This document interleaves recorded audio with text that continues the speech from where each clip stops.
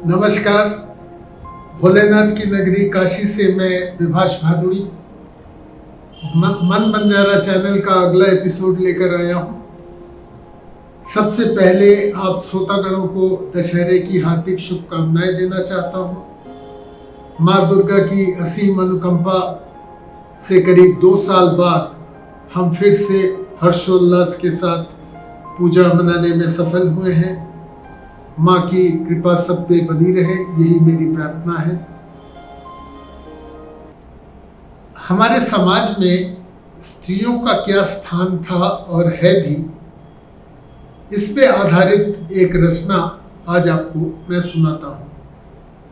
मतभेद हो सकता है, पर रचना की मार्मिकता पर ध्यान दीजिएगा। ये मेरी लिखी नहीं है। इसको पढ़ते समय मैं जरा भावुक हो जाता हूँ।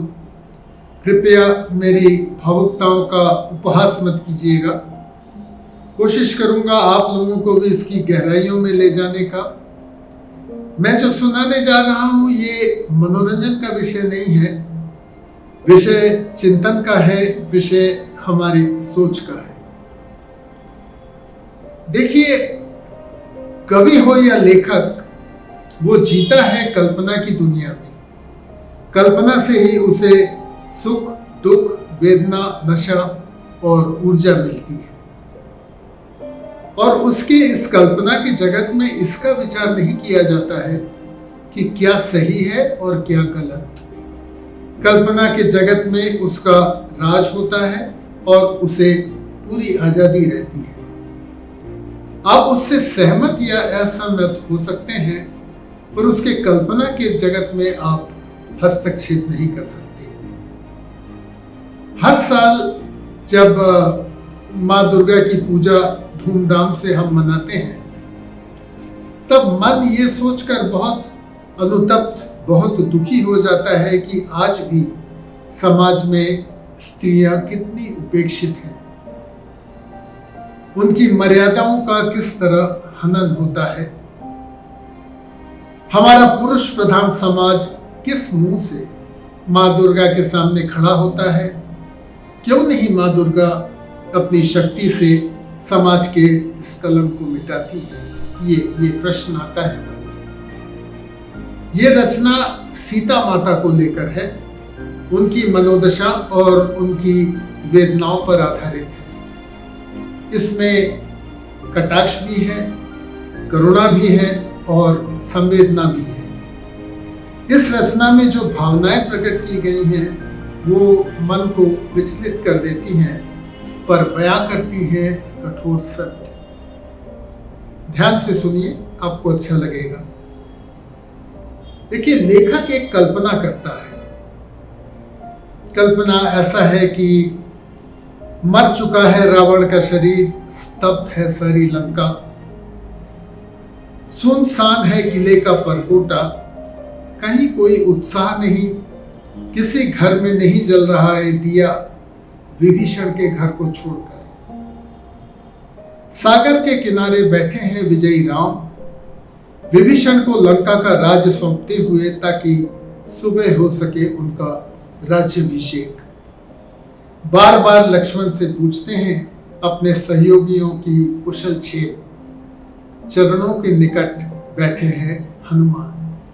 ये एक लेखक की काल्पनिक दृश्य है। मन में क्षुब्ध है लक्ष्मण कि राम क्यों नहीं लेने जाते हैं सीता माता को अशोक वाटिका से, पर संकोच और श्रद्धा के नाते कुछ नहीं कह पाते। धीरे धीरे सिमट जाते हैं सभी काम, हो जाता है विभीषण का राज्याभिषेक और राम प्रवेश करते हैं लंका में, ठहरते हैं एक उच्च कोटि में। भेजते हैं हनुमान को अशोक वाटिका ये समाचार देने के लिए कि मारा गया है रावण और अब लंकाधिपति है विभीषण।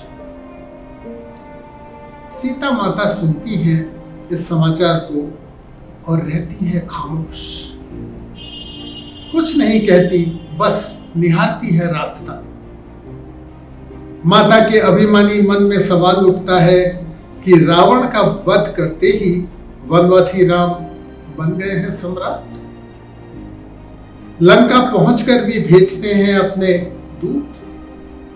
नहीं जानना चाहते कि 1 वर्ष सीता कहां रही, कैसे रही सीता। नैनों से बहती है अश्रुधार, जिसे समझ नहीं पाते हैं भोले हनुमान। कह नहीं पाते कहानी के रचयिता वाल्मीकि। माता मनी मन सोचती हैं, राम अगर आते तो मैं उन्हें मिलवाती इन परिचारिकाओं से, जिन्होंने मुझे भयभीत करते हुए भी स्त्री की पूर्ण गरिमा प्रदान की। ये रावण की अनुचरी तो थी, पर मेरे लिए माताओं समान थी। ये रावण की ही व्यवस्था थी।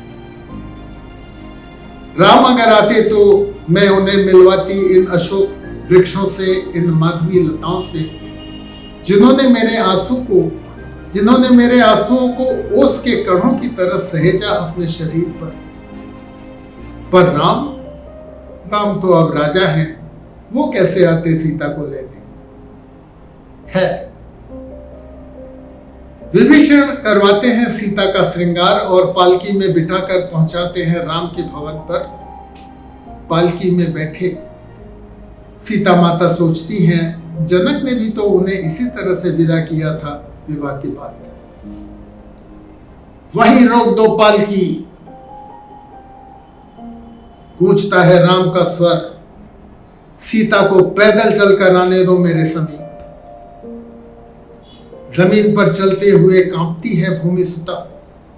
सोचती है क्या देखना चाहते हैं मर्यादा पुरुषोत्तम। ये कि कारावास में रहकर चलना भी भूल जाती हैं स्त्रियां। अपमान और उपेक्षा के बोझ से दबी सीता भूल जाती है पति मिलन का उत्साह। खड़ी हो जाती है किसी युद्ध बंदिनी की तरह। माता सीता की मनोदशा को महसूस कीजिए। कुठारघात करते हैं राम, ऐलान करते हैं राजा राम।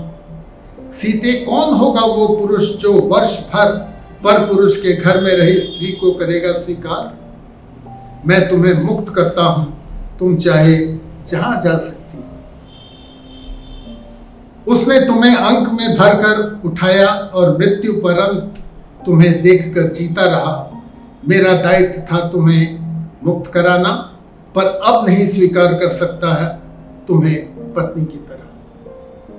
वाह मर्यादा पुरुषोत्तम, क्या निर्णय लिया आपने।